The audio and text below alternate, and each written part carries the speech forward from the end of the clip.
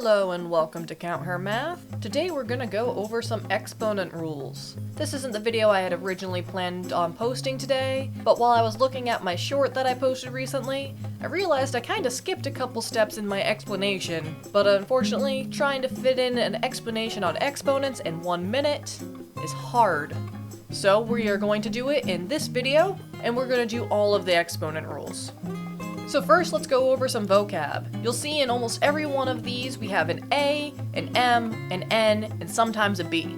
The A and B always refer to our base. So when we have something in this kind of format, the big number on the bottom is our base, and the little number that's up top is our exponent. This may seem a little like elementary vocab to some, but it is important to make sure we're on the same page, so when I refer to the base or the exponent, nobody's left in the dark. Without further ado, let's start working left to right, going over these rules. The first column I have here, the top one, is our zero power rule. The bottom one, I don't actually know if it has a name, but I thought it was important to include with the zero power rule because I see folks get these two mixed together quite often. Our zero power rule tells us that any number raised to the power of 0 is 1. So 3 to the power of 0 is 1. And this works for any base. The base does not have to be just a single number. The base could be an entire polynomial. So, I've seen this on quite a few algebra tests in the years where the teacher really just wants to mess with you, and it's not very nice, but if we're paying attention, it actually makes a super duper easy exam question where we can easily get some points. So let's say your professor wanted to make sure you understood that zero property rule. Let's look at an example of what a professor might put on an exam. Alright, so I've just made this up as I went along. Now this is a very mean question, at least at first glance. It looks like a ton of work, it looks like we have a whole lot of stuff going on, we have fractions, we have decimals, we have squares, we got everything going on here. And at first glance, we might panic on our exam. The professor really is just testing our knowledge to make sure that we understand the zero property rule, because all of the inside of this does not matter, because it is all to the zero power. So the answer to this question is 1. So if we're paying attention to our exam, keeping our cool, making sure we're breathing and reading questions thoroughly before panicking, we can look at this question and realize our professor's being a bit mean to us, but we're smarter and we know that the answer to this is simply 1. Now the rule below the zero power rule, a to the power of 1 is equal to a. This is saying that anything to the first power is just whatever the base was originally. For example, 4 to the first power is 4.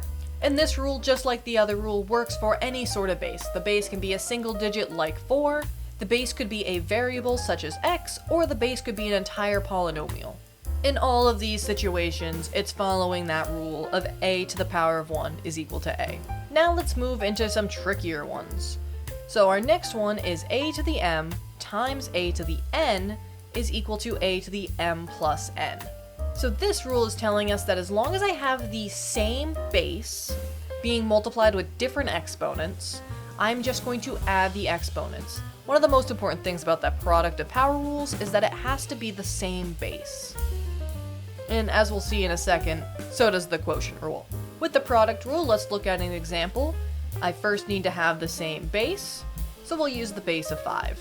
And then our exponents, we could do 5 squared and 5 cubed.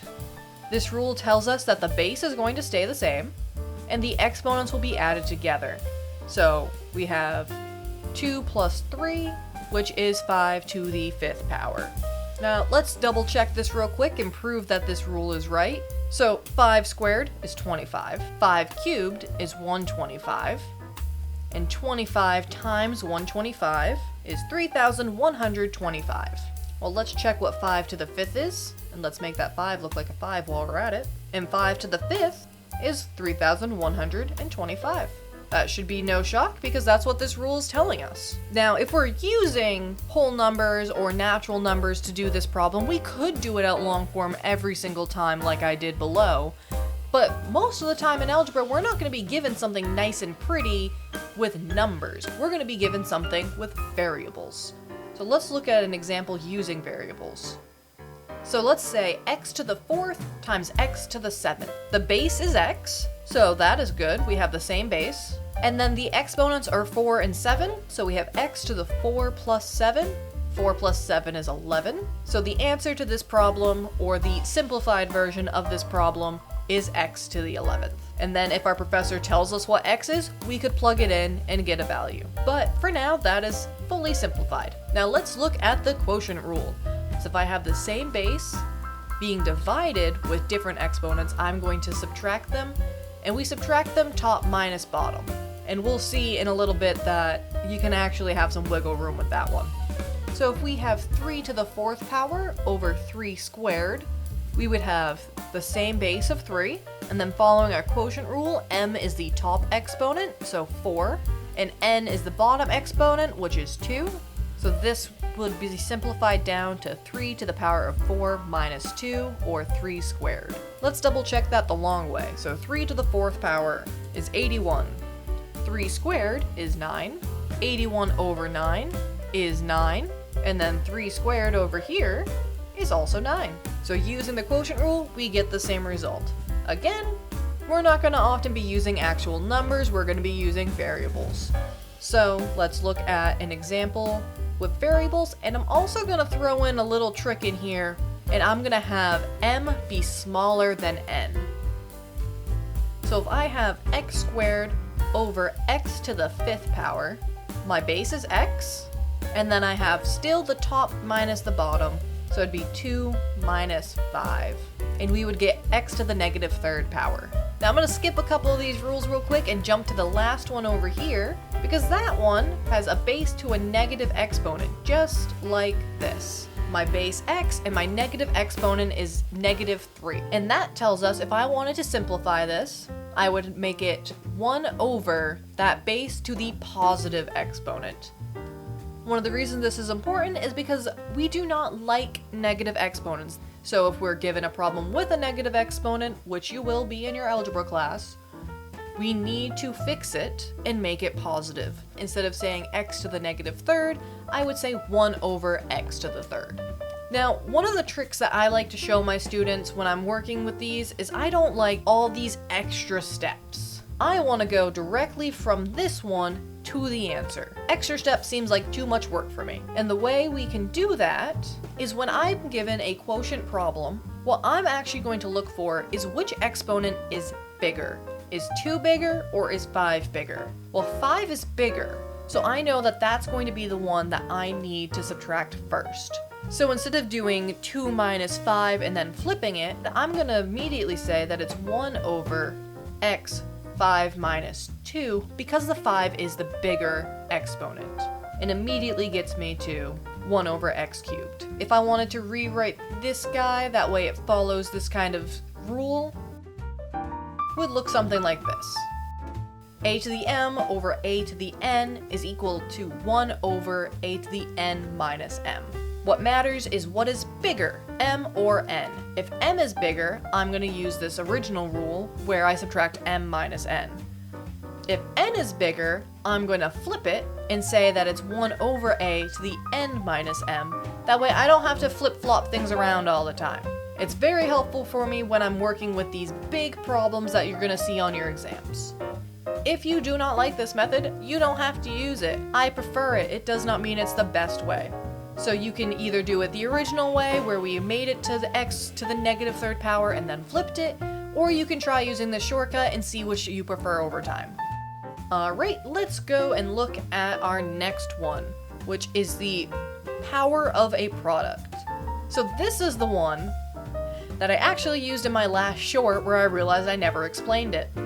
So in my last short, we were doing something that looked like this. I don't think it was this problem exactly, but it was in this fashion and we needed to factor it. So what I did was change the 4 and the 9 to be 2 squared and 3 squared, because I know that 4 and 9 were perfect squares.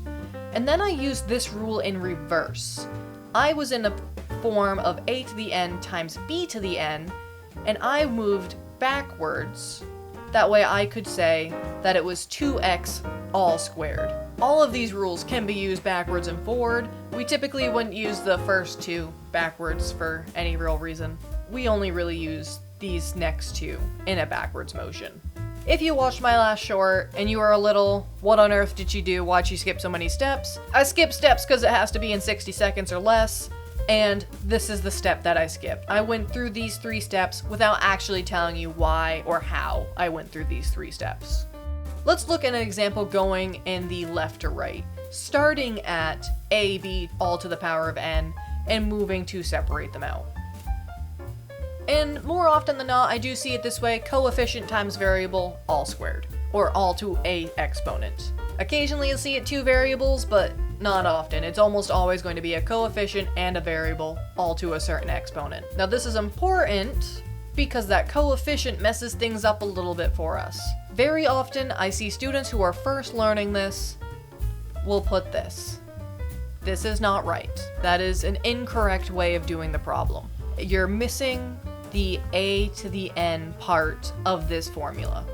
What we need to do is our first base is 5, and we're going to put it to the n, which in this case was 2, and multiply it by our second base is x, and the exponent is still 2. And then to simplify this fully, 5 squared is 25, and x squared is still just x squared. You can put the multiplication sign in there if that helps you out. It is not necessary, and we want to move away from putting the extra signs in there eventually, but for now, add it in if you'd like to. Now, this one, I don't actually have the rule written down for some reason, but this also works with fractions. So let's look at a fractional example, because those are the ones I think trip people up more often. Alright, same idea. I use the same numbers. We have a 5, an x, and it's all squared. In this case, we're still going to essentially distribute that square to all parts of this problem. So the 5 gets squared, and the x gets squared. We're bringing that square to everybody.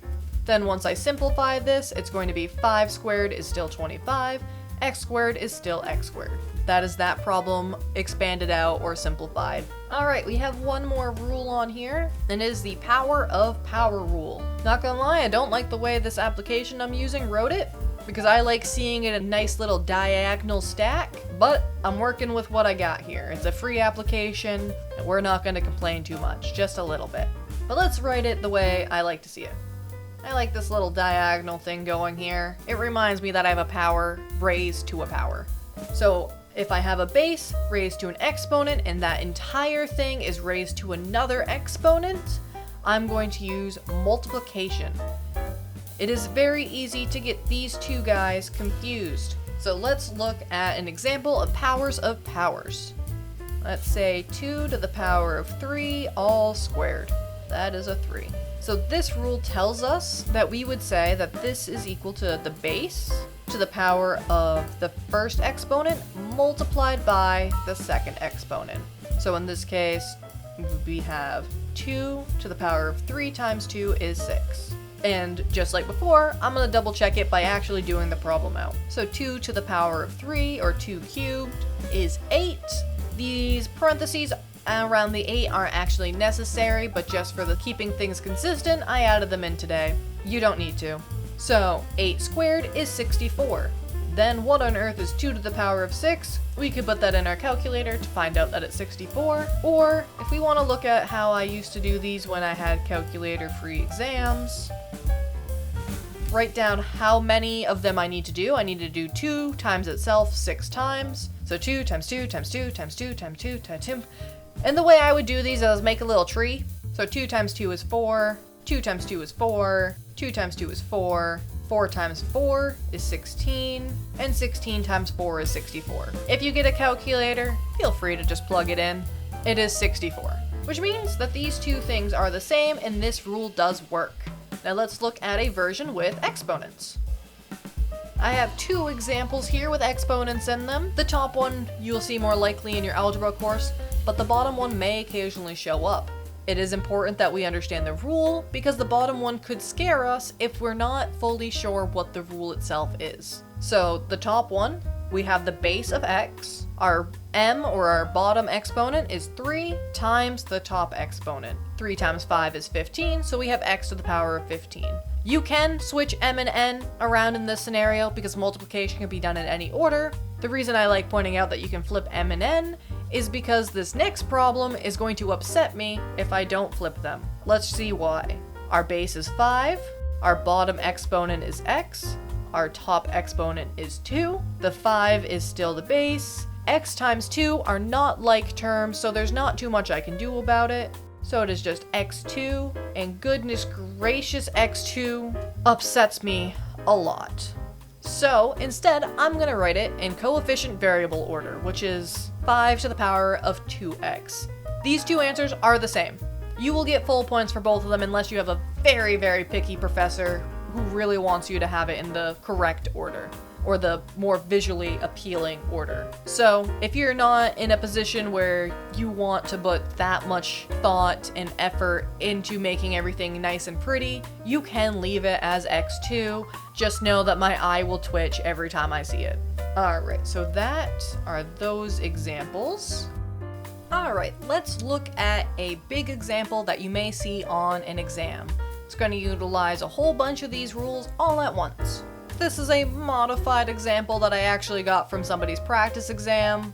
It originally only had one variable in it. I wanted it to have two variables, so here we are. When we're trying to simplify one of these problems, or really do any problem that has that quotient in it, or that fraction line, we're going to simplify the numerator, combine all like terms, do the exponents, work with parentheses, all that fun stuff. Then we are going to do the same to the denominator, do like terms, exponents, combine, all that fun stuff. And once the numerator and the denominator are both fully simplified, then we will combine them. So let's start by looking at the numerator. And we can't forget our orders of operations, so let's make a little note of those over in the corner. Please excuse my dear Aunt Sally PEMDAS. Alright, let's start by looking at just the numerator, using our orders of operations. First is parentheses. I got one set of parentheses in here, which is our negative 2x squared. Can I combine those? Can I simplify this in any way? Well, inside my parentheses, I will restart my orders of operation. There's no parentheses in my parentheses. There is exponents, but I can't do anything with the exponents because it is a variable to an exponent, so that's all I got.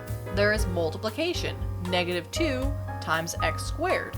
Those are not like terms. I can't do anything. No division, no adding, no subtracting. I can't do anything with that. So let's move on to the next part of PEMDAS, looking at our numerator, exponents. Well, I have 3 to the power of this entire set of parentheses, so that is the first exponent I'm going to look at. And that is using our product of power rules. I have two bases, all to the same power. I have a base of negative 2, and I have a base of x squared. So if I'm going to be using this rule, first I have my bases, and I'm going to put those bases in parentheses because I have the negative going on, I have a square going on.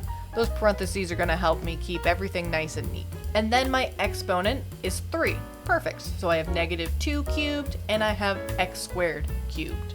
Now I've run into a new rule I need to use. We have that diagonal that tells us I have a power to a power, which means I want to use that power to the power rule. And we use that rule by saying the base to the power of the power times the power that it was 2.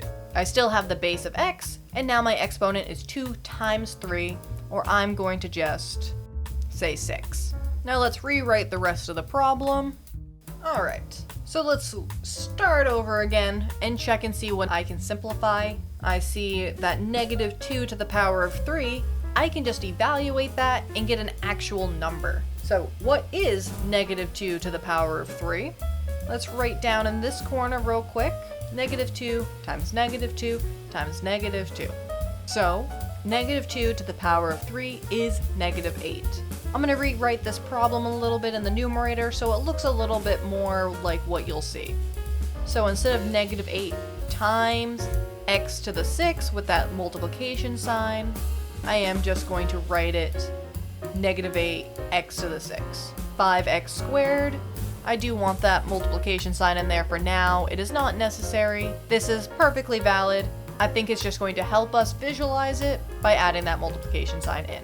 Y to the negative 2, we can also add a multiplication sign in there, won't hurt, and make the quotient line fit the problem. Alright, back to the beginning with PEDMAS. Let's go look at that numerator one more time. Negative 8x to the 6 times 5x squared times y to the negative 2. And I still have a couple more things I can combine in the numerator using our exponent rules. I can use the product of power rules with a to the m times a to the n is equal to a to the m plus n. What am I going to use that on? I'm going to use it on these guys. Specifically the x's, because those are what have the power on them. But the coefficients also matter, because the coefficients are also being multiplied together. So if I just want to multiply the coefficients together first to get them out of the way, that's how I would typically do this. Negative 8 times 5 is negative 40. X to the 6 times x squared. Let's use that rule we learned about, where our base is x, and our exponents are 6 and 2. Because it's multiplying at the same level, we're going to add them. Which 6 plus 2 is 8. I'm just going to switch that 6 plus 2 directly to an 8, save some space. And then y to the negative 2 just follows along for the ride. Alright, we're making some progress.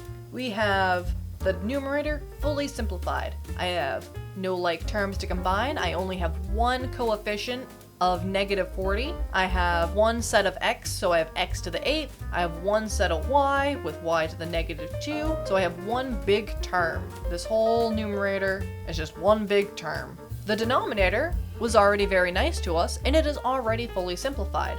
I have no like terms to combine, and I have nothing else going on. I just have a coefficient and a couple variables with some exponents. Nothing crazy. Now, when I did this problem, I already wrote it nice and pretty. Actually, the professor gave it to us nice and pretty, where the coefficient goes first, or the number goes first. Then we did x, and then we did y. Keep it a nice alphabetical order with our variables, because now they're stacked pretty. I have numbers over numbers, x's over x's, and y's over y's. Why does this matter? Because now we're going to do the quotient, and I can only do the quotient with like things. So now when I combine like things, my coefficients are like things, they're both just numbers. So negative 40 over 20, I can use our base 10 lovely stuff where I can pretend those zeros don't exist. And then I have negative 4 over 2, which is negative 2. Next, let's look at our x's. This follows our quotient rule. I have the same base with an exponent over an exponent, and using the rule that I introduced earlier, where I just look at whatever exponent is bigger, 8 is bigger than 3, so we're going to do x to the 8 minus 3. And what is 8 minus 3? That is x to the 5th power. Now let's look at our y's. Same thing's going on here. We are still using the quotient rule, and I'm gonna ask myself, what is bigger, negative 2 or 3? Well, 3 is bigger. So I'm going to say y to the 3 minus negative 2. Make sure we remember that it's minus and whatever the exponent is. The exponent is negative 2, so we gotta make sure we do the minus minus. Just means plus. So let's make that a little prettier. Y to the 3 plus 2, and we can make that even prettier. So it is y to the 5th. Now real quick, I'm going to show you using the quotient rule as it's given for folks who prefer it that way. If we were to do it as given, y, and then our numerator was negative 2 minus 3, negative 2 minus 3 is negative 5, and then we do have to bring it back down because we can't have negative exponents. So we'd use our negative exponent rule and bring that down and make the exponent positive.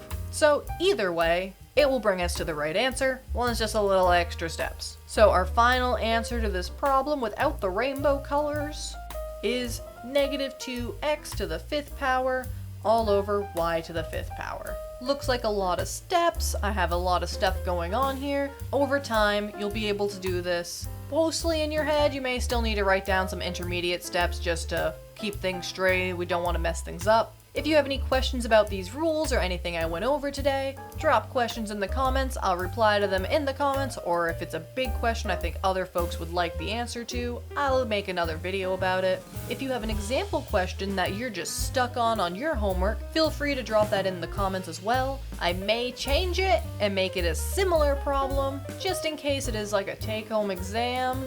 We don't want any academic integrity problems, I don't want to get in trouble with your professor, and I would just feel bad.